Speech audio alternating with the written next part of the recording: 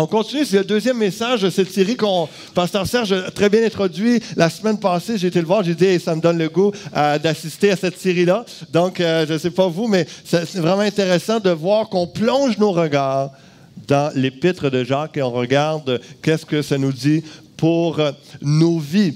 Et le titre du message ce matin, « Jamais rien pour rien ». Et le titre de la série dans l'ensemble, « Jacques, être des vrais ». L'Épître de Jacques nous parle d'un christianisme authentique. Et ça nous aide à comprendre et à savoir comment être un vrai chrétien mature. Comment il se comporte, ce vrai chrétien-là. C'est pourquoi le titre de la série sera « Jacques, être des vrais chrétiens ». Est-ce qu'il y a des vrais fans de Super Bowl aujourd'hui? Si vous êtes un vrai de vrai, là, hein, on dit, si vous êtes un vrai fan de Super Bowl, ce soir, vous allez manger des ailes de poulet ou de la pizza avec des chips, du popcorn. Vous allez aller aux toilettes pendant le match parce que vous ne voulez pas manquer les annonces du Super Bowl qui coûtent 5 millions de dollars pour 30 secondes. Et vous ne voulez pas manquer le spectacle de la mi-temps où le record de téléspectateurs qui ont regardé ça, c'est Katy Perry, il y a quelques années, sur 118,5 millions de téléspectateurs qui ont regardé le spectacle de la mi-temps. Et c'est 4 millions de plus que ceux qui regardaient le match même. Ça fait du monde à Metz, hein? Imaginez 30 secondes de l'Église Fusion en pub, là, hein, et qui parle de l'Évangile. Je ne sais pas s'il y a quelqu'un qui veut commencer à donner pour ça. Seulement 5 millions de dollars. Le thème de ce matin, dans les versets 2 à 4 qu'on va voir, c'est comment surmonter l'adversité, les défis dans nos vies. En termes de football, c'est qu'est-ce que tu fais quand un énorme gaillard, un placard de ligne s'en vient vers toi? On s'entend que c'est tout un obstacle à surmonter. Donc, qu'est-ce qu'on fait? Et la parole de Dieu nous en parle ce matin. Et on va voir aussi qu'il n'y a jamais rien qui arrive pour rien. Tu peux tourner avec moi ou regarder à l'écran Jacques chapitre 1, le verset 2 à 4. « Mes frères, regardez comme un sujet de joie complète les diverses épreuves auxquelles vous pouvez être exposés, sachant que l'épreuve de votre foi produit la patience. Mais il faut que la patience accomplisse parfaitement son œuvre, afin que vous soyez parfaits et accomplis sans faillir en rien. » Est-ce qu'il y a des parfaits et des accomplis dans ce lieu? On va voir ça tantôt. On va voir ça au cours du message. Et le but, c'est d'y parvenir. C'est ça que Jacques est en train de nous dire par la puissance de Dieu. Ce matin, c'est simple. On va voir ensemble le regard sur l'épreuve, le résultat de l'épreuve et la résistance dans l'épreuve. Est-ce que ce plat de résistance vous convient? Ça va? Donc, on peut aller à Jacques chapitre 1, verset 2. Mes frères, la première chose que ça nous dit, un verbe d'action, regardez, considérez, regardez comme un sujet de joie complète les diverses épreuves auxquelles vous pouvez être exposés.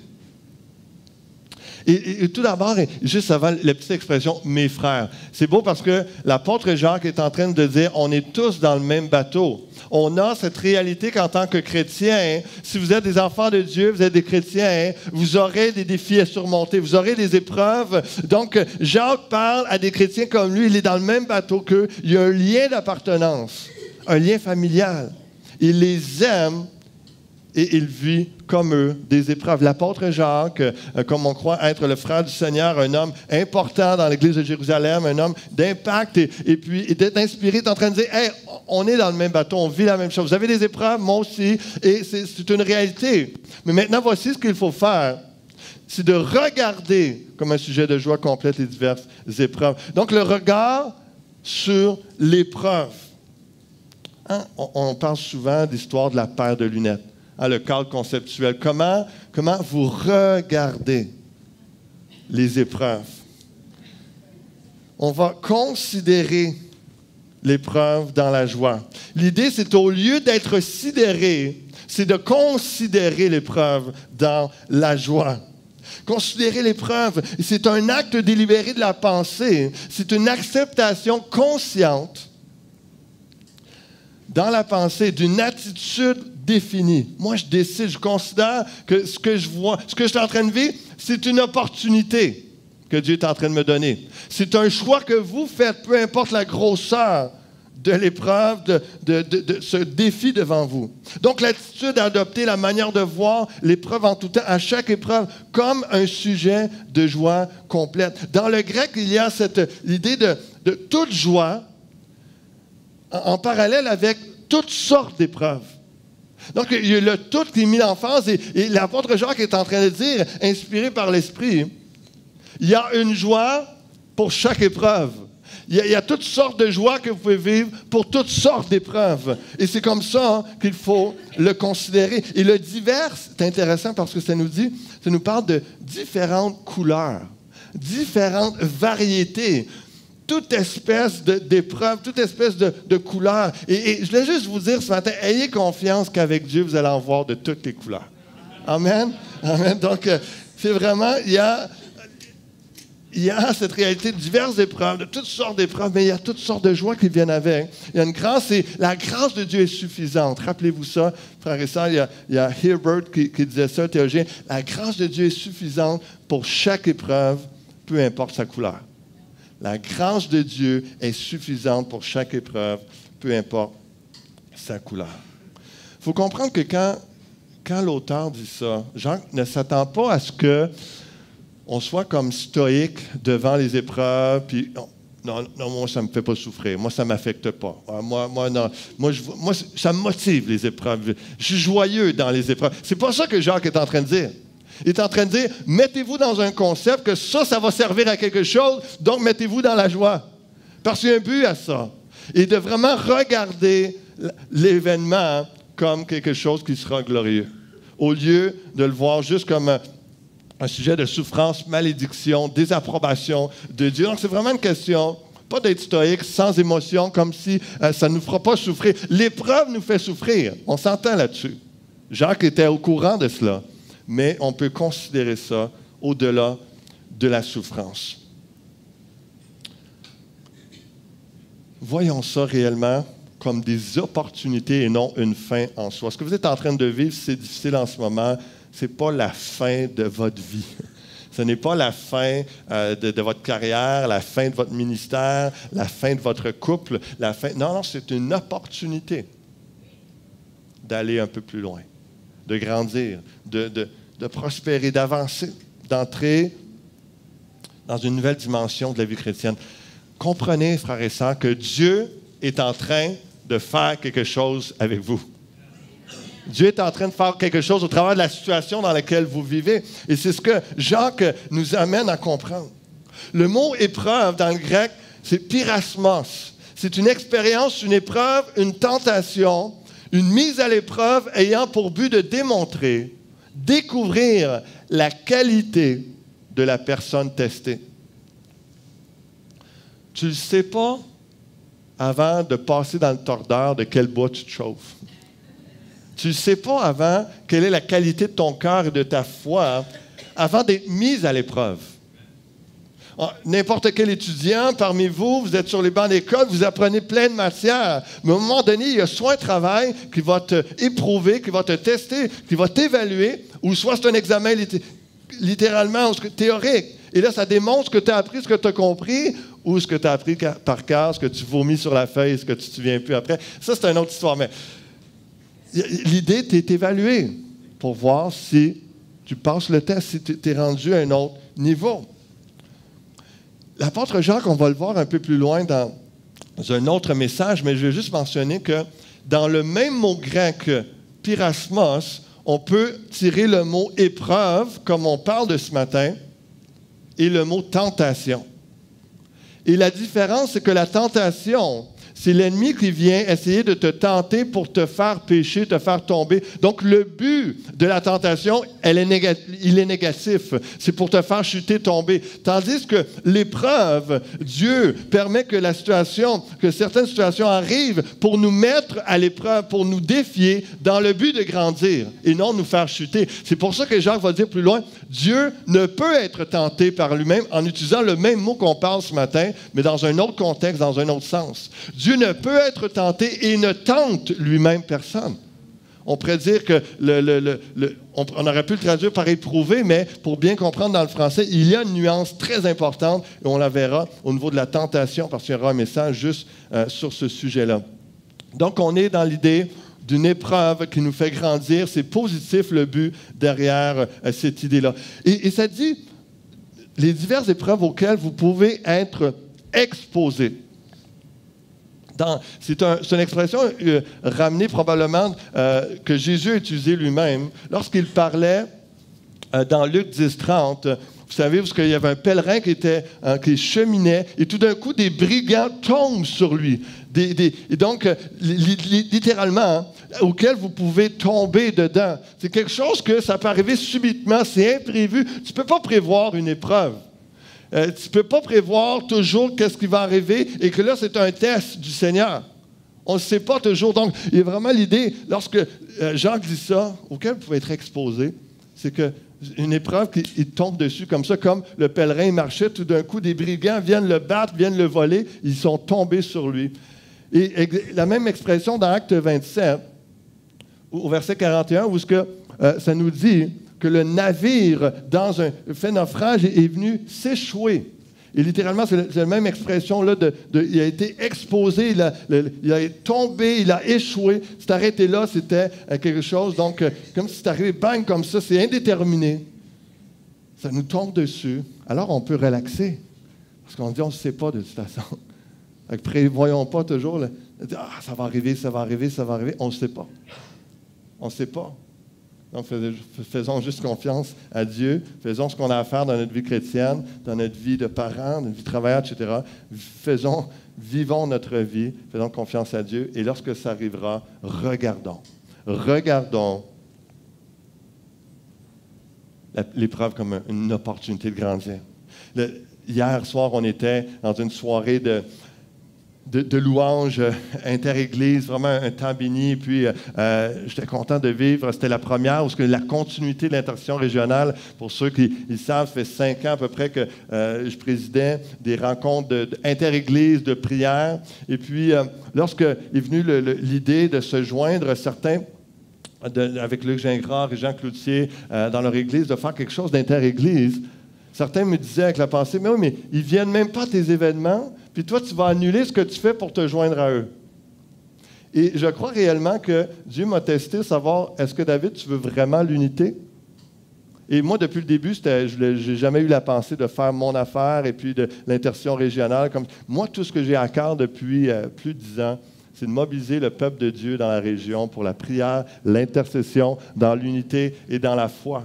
Donc, c'était un test de voir, est-ce que tu veux l'unité? Comment tu vas regarder cette transition? Et je peux vous dire, honnêtement, depuis le début, je la vois avec grande espérance, avec grande attente positive, parce que je crois que c'est un chiffre. Et hier, on était plus de 150 à louer le Seigneur, la gloire de Dieu. C'était vraiment glorieux, un temps béni dans l'unité. Il y a même eu, j'ai vécu des réconciliations avec des gens, un frère qui est venu me voir, et puis un homme que demandé à partir l'année passée parce que ça créait, il est venu me voir, puis il dit, écoute, je t'aime, David, et puis on laisse ça derrière, et puis j'ai dit, moi aussi, je t'aime, tu as toujours aimé. Et puis, le Seigneur agit, fait des belles et grandes choses. Mais comment est-ce qu'on regarde des situations? On est testé. Est-ce qu'on va avoir un regard humain ou un regard divin? Est-ce qu'on va voir l'avancement du royaume de Dieu dans tout ça? Donc, la prochaine fois que vous vivez un conflit, une épreuve, un test, décidez de regarder ça comme un sujet de joie. Pourquoi? Parce que cette épreuve va vous apporter un résultat. Jacques 1, verset 3, « Sachant que l'épreuve de votre foi produit la patience. » Produit quoi? La patience. C'est intéressant parce que le verset commence en disant « sachant ». pourquoi qu'on est surpris quand il y a une épreuve qui nous tombe dessus?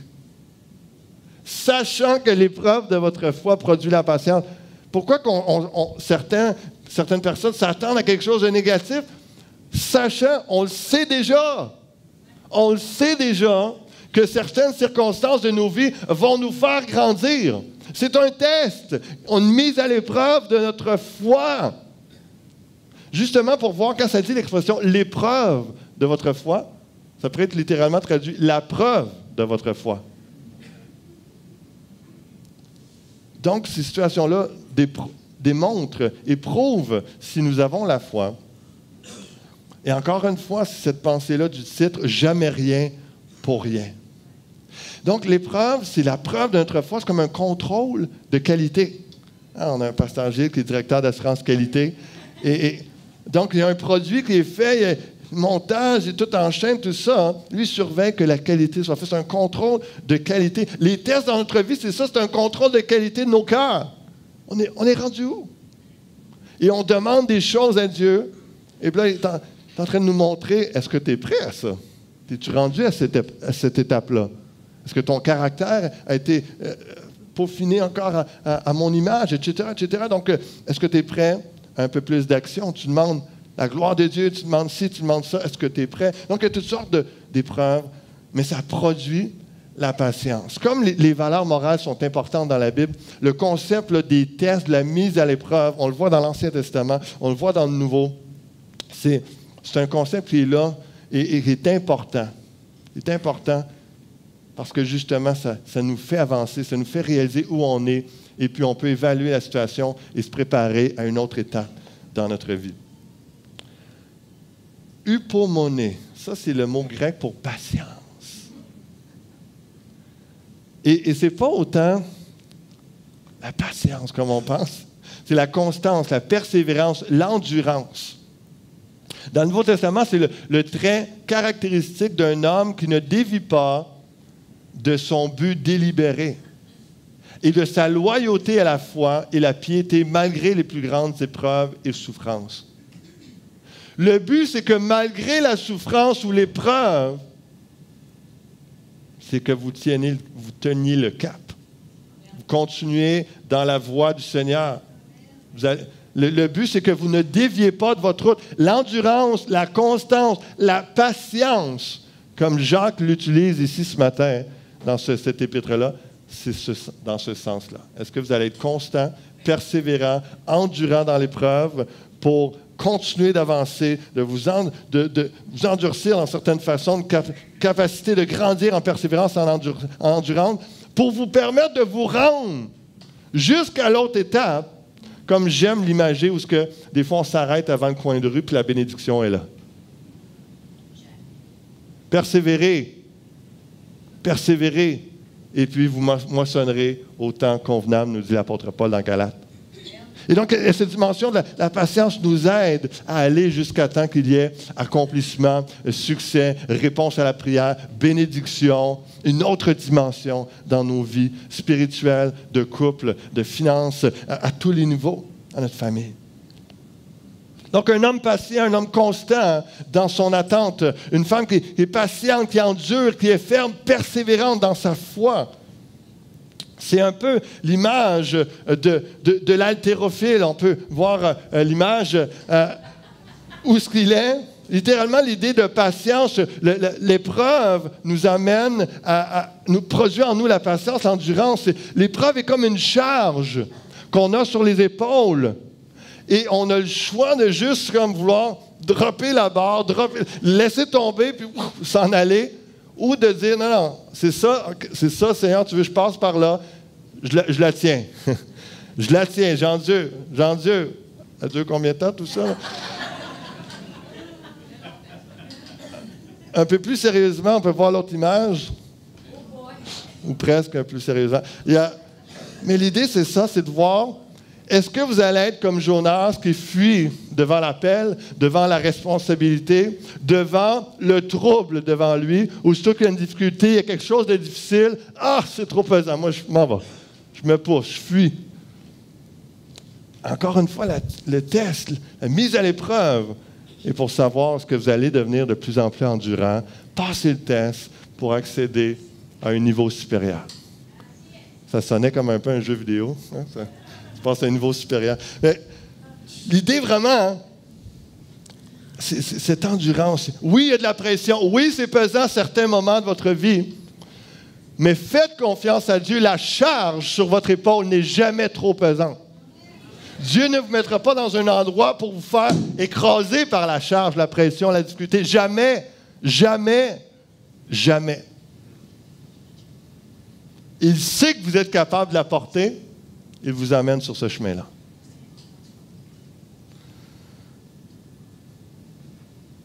Et c'est pour ça qu'au verset 4, ça nous parle de la résistance dans l'épreuve. Parce qu'il y a le regard, c'est important de considérer, de regarder l'épreuve comme un sujet de joie et de réaliser. Il y a un résultat, ça sert à quelque chose, il n'y a jamais rien pour rien. Ce que je vis en ce moment, si on dirait que je suis dans un cul-de-sac, que ça va nulle part, mais ce n'est pas vrai.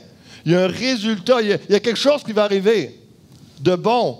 Mais l'apôtre Jacques nous parle de la résistance. Il y a le mais, il faut, on peut switcher s'il vous plaît, verset 4. Mais il faut que la patience accomplisse parfaitement son œuvre, afin que vous soyez parfaits et accomplis sans faillir en rien. Le mais est important. Il y a une résistance dans l'épreuve qui est nécessaire. Il faut que la patience, que l'endurance, la persévérance, la constance accomplissent parfaitement son œuvre. Il faut aller au bout de l'affaire.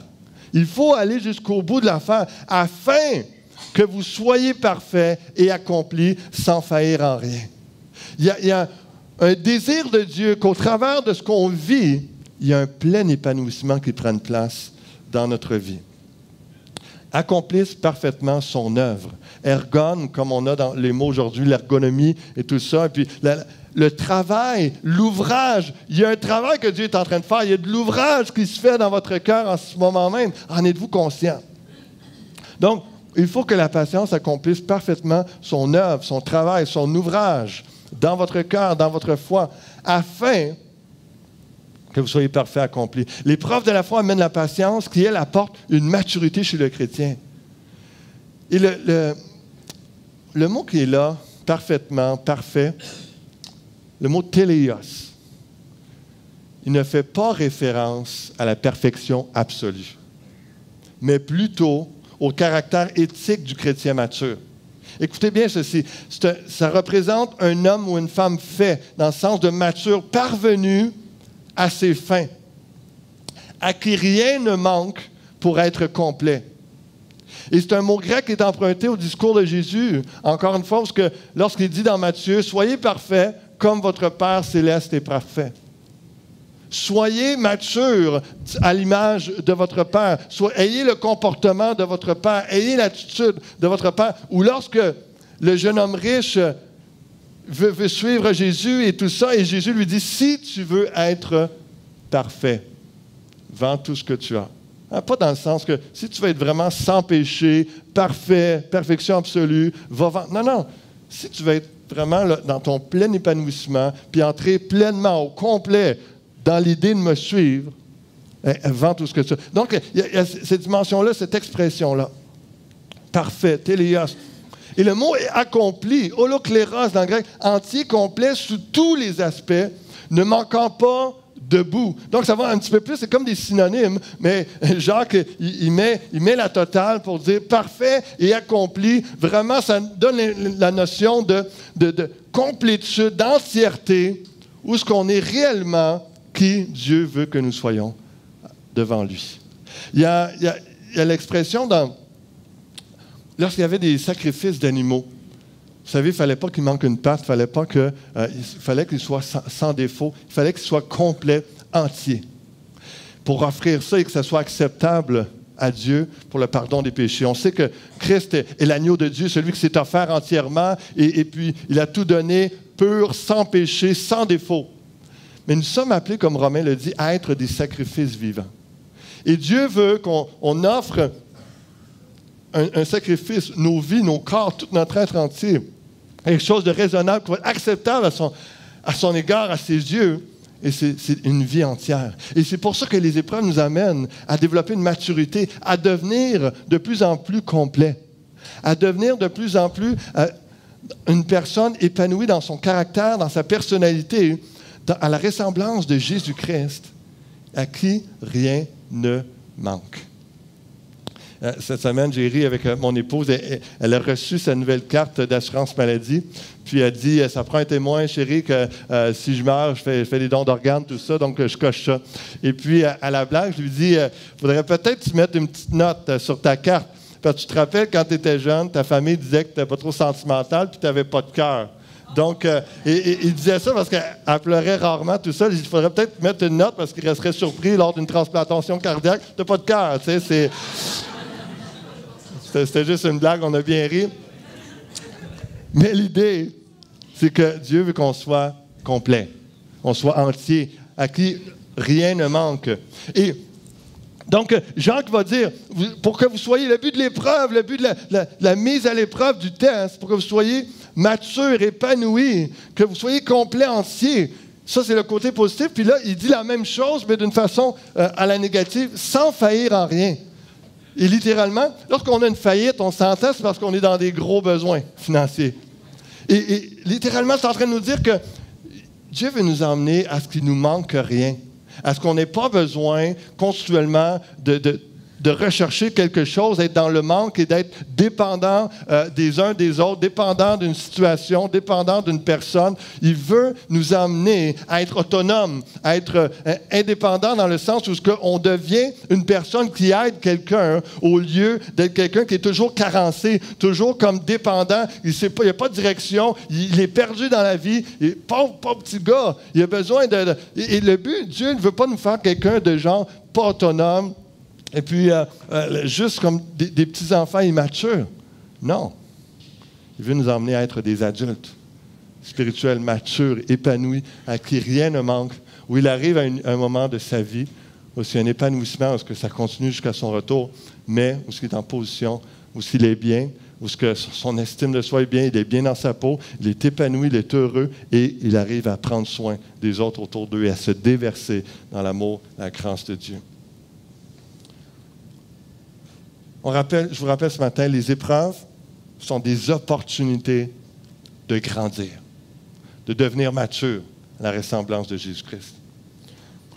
J'ai vécu une belle expérience aussi cette semaine, après le jeûne et prière. Je fais partie d'un comité qui s'appelle la Rencontre au sommet. Notre frère René Laframboise est dans ce groupe-là. Et puis, cette semaine, de lundi à mercredi, il y avait une retraite pasteurs et leaders. On était 42 pasteurs et leaders du Québec, de différentes dénominations. C'est vraiment toujours intéressant, enrichissant d'aller dans ces moments-là, puis de différentes personnes, de différentes églises, de différents endroits au Québec, et des différentes cultures, ethnies, où on est là ensemble à prier le même Jésus et dans la même foi. C'est vraiment tout très enrichissant, bénissant. Et le lundi soir, dans un temps de prière, on était ensemble et puis il y a eu, à un moment donné, quelqu'un a eu à cœur du comité de mentionner les gens. On va mentionner nos enfants puis nos petits-enfants. On sait que plusieurs ont ça à cœur. On va les élever en prière et puis on va s'attendre à ce que Dieu fasse quelque chose. Et ça a été un moment qui m'a saisi, un moment inattendu et vraiment toutes sortes d'émotions qui est venues dans mon âme. Je ressentais l'amour de Dieu là-dedans. Mais c'était saisissant ça n'arrêtait pas. Vraiment, le monde a embarqué et commençait à élever les noms de leurs enfants, de leurs petits-enfants. Et là, pendant plusieurs minutes, là, il y en a que c'était un à la fois, d'autres c'était 3, 4 à la fois. Ils revenaient à la charge et partout dans la salle, dans la pièce, les noms s'élevaient. Puis mon cœur était ému de dire, wow, on ne fait pas juste dire des noms qu'on aime ou qu'on connaît. Puis non, c'est des noms de nos enfants, nos petits-enfants. Puis ça n'arrêtait pas. Puis à un moment donné, il y a comme eu un shift dans mon âme où j'ai commencé à avoir la perspective de Dieu sur le moment qu'on est en train de vivre. Là, mon cœur était rempli de l'amour de Dieu. Comment est-ce que nous, on aime nos enfants, nos petits-enfants, puis on espère qu'ils soient sauvés, touchés, qu'ils se rapprochent de Dieu. Et Dieu, il veut tellement plus que nous. Dieu a un amour incroyable. Et je commence je me suis mis à pleurer, puis je sanglotais de ressentir l'amour de Dieu. C'est quelque chose d'un peu difficile à comprendre, à expliquer. Puis il y avait comme je sentais qu'il y avait une intercession dans ce moment-là. Et je reviens dans quelques instants à ce moment-là, juste comprendre que moi, je venais de terminer, comme vous, le samedi, le 21 jours de jeûne et prière. Et là, j'avais comme une journée de répit, de vie normale. Et puis, j'entrais tout de suite. Le timing n'était pas super parce que quand tu finis un jeûne, tu as envie de vivre normalement, tu as envie de manger normalement, tu as envie Moi, j'avais juste hâte de tout ce que Dieu m'avait parlé, tout ça, d'aller dans mon bureau, de commencer à planifier, à passer à l'action. Et là, j'ai été dans une guerre mentale et il a fallu que je me fasse violence pour dire non, tu restes encore dans la prière, l'intercession à journée longue et tout ça, alors que mes pensées allaient vers OK, let's go, on fonce. Et ça a été quelque chose, il faut le vivre pour saisir ce que tu es en train de vous parler comme expérience. Mais le test que j'ai vu que Dieu est en train de faire, c'est David, est-ce que tu veux réellement ce que tu me pries? Est-ce que tu es prêt à résister, même si toi, tu es rendu ailleurs, tu veux passer à l'action, etc.? Ça a été un test de me faire violence, de mourir à moi-même et de rester là. Parce que c'était des temps bénis, là, ça n'avait pas rapport avec ça, c'est juste mentalement. C'était vraiment comme un décalage. Puis mon corps aussi, lorsqu'on recommence à manger, on est tous chamboulés. Et là, fait que le lundi, il se passe ce moment-là. Et puis, Dieu testait, savoir ce que tu arrives à... Es-tu rendu à un certain niveau de maturité, de maîtrise, de détermination pour ce que tu veux voir? Est-ce que tu es entier dans ce que tu vis, dans ce que tu demandes? C'est un beau test. Et puis, je crois par la grâce de Dieu, avec tous les combats, avoir passé le test. Dans ce moment-là, parce que je goûtais l'amour de Dieu, vraiment saisissant. Et cette semaine, je racontais ça à mon épouse, les témoignages. Et puis, elle se met à pleurer, puis elle me dit... Elle dit, tu sais, le lundi soir, elle dit, notre petite fille, Rose, Emmanuel, de 5 ans, a donné sa vie au Seigneur. C'est une femme, Nadine de l'Église, son enfant a donné une espèce de cahier d'évangile par la poste. Et puis, c'est pas qu'on manque de ressources à la maison, mais la petite fille avait à cœur de donner ça à notre fille. Et puis, ma femme a dit, on le fait-tu ensemble, Rose, ce soir-là? Puis elle a dit oui. Puis dans le cahier, ça présente l'Évangile, comme elle a déjà reçu tout ça. Mais elle a fait une prière de repentance ce soir-là, où tu écris la date, ton nom, tout ça.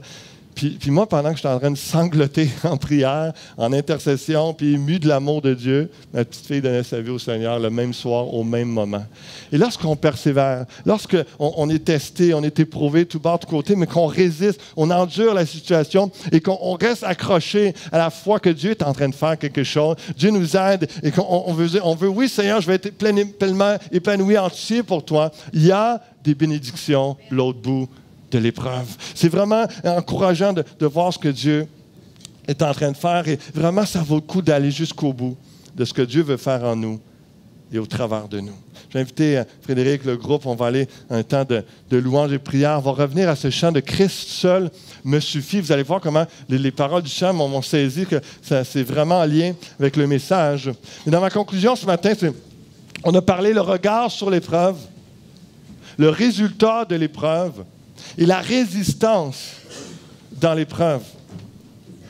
Et je vous parlais qu'il y a une bénédiction au bout de ça. C'est pour ça qu'un peu plus loin, au chapitre 1 de Jacques, au verset 12, il va dire « Heureux l'homme qui supporte patiemment la tentation, l'épreuve, car après avoir été éprouvé, il recevra la couronne de vie que le Seigneur a promise à ceux qui l'aiment. » Déjà dans la pensée de Jacques, il dit, il y a une récompense, il y a une bénédiction lorsqu'on passe au travers de l'épreuve avec succès, en la considérant dans la joie, avec foi que Dieu est en train de faire de quoi. Frères et sœurs, Dieu est en train de faire de quoi avec vous en ce moment même. Il œuvre, il travaille, il y a un bel ouvrage. Pour certains, un gros ouvrage, d'autres, il y a un bel ouvrage qui est en train de se faire dans les cœurs. Et l'apôtre Paul a eu cette inspiration-là que Et Dieu lui a dit à un moment dans sa vie où c'était difficile, ma grâce te suffit. Et on va chanter « Christ seul me suffit » et de se rappeler, la grâce du Seigneur nous suffit. Il n'y a rien de trop dur. Écoutez mes paroles, recevez ce matin. Il n'y a rien de trop dur pour chacun de nous. Aucune épreuve n'est insurmontable. Et la grâce de Dieu est là pour te fortifier. Voyez tout ce que vous vivez comme une opportunité de grandir, d'avancer, d'avoir la réponse à vos prières, à vos soupirs inexprimables, à ce que vous désirez dans le plus profond de votre cœur. Il n'y a jamais rien pour rien. Et ce matin, qu'on puisse se tourner vers le Seigneur et avoir cette prière. Seigneur, change mon regard sur l'épreuve que je suis en train de vivre ou cette année, par les mises à l'épreuve, les tests que je vais passer. Aide-moi à me concentrer sur le résultat et sur la résistance nécessaire. Avoir la foi, la confiance que tout au long du processus, même si ça semble sans issue, ça semble juste décourageant par-dessus, persévérer, endurer. Et vous allez passer au travers. Que Dieu nous donne son regard, que Dieu nous aide à se concentrer sur le résultat. Dieu est en train de faire des choses, sur la résistance nécessaire. Demandez-lui simplement, aide-moi Seigneur à voir toutes ces choses comme une opportunité de maturer, d'aller à un autre niveau spirituel. Et avant qu'on aille dans la louange, la prière, 1 Corinthiens 10 au verset 13 nous dit, je veux vous encourager par cette parole. Aucune tentation, le même mot, aucune épreuve, aucune tentation ne vous est survenue qui n'ait été humaine. Et Dieu qui est fidèle ne permettra pas que vous soyez tentés, éprouvés au-delà de vos forces. Mais avec la tentation, il préparera aussi le moyen d'en sortir afin que vous puissiez la supporter. Ayez confiance en ce Dieu de grâce. On se lève ensemble, s'il vous plaît. Commencez à adresser les choses concrètement. Si vous êtes dans un temps d'épreuve, de difficulté, vous êtes en plein dedans, commencez à déclarer, Seigneur, je vais voir cette épreuve différemment à partir de ce matin. Je vais considérer cette situation comme un sujet de joie. Pour ceux que, je ne veux pas être un prophète de malheur, mais si vous n'êtes pas dedans, ça va finir par arriver au cours de l'année. Mais déjà, placez-vous dans la foi. Seigneur, j'ai confiance. Je sais que tu es en train d'agir au travers de mes situations, de ma vie, de mon cœur. Tu veux m'emmener. Ton désir le plus cher, c'est de me faire grandir.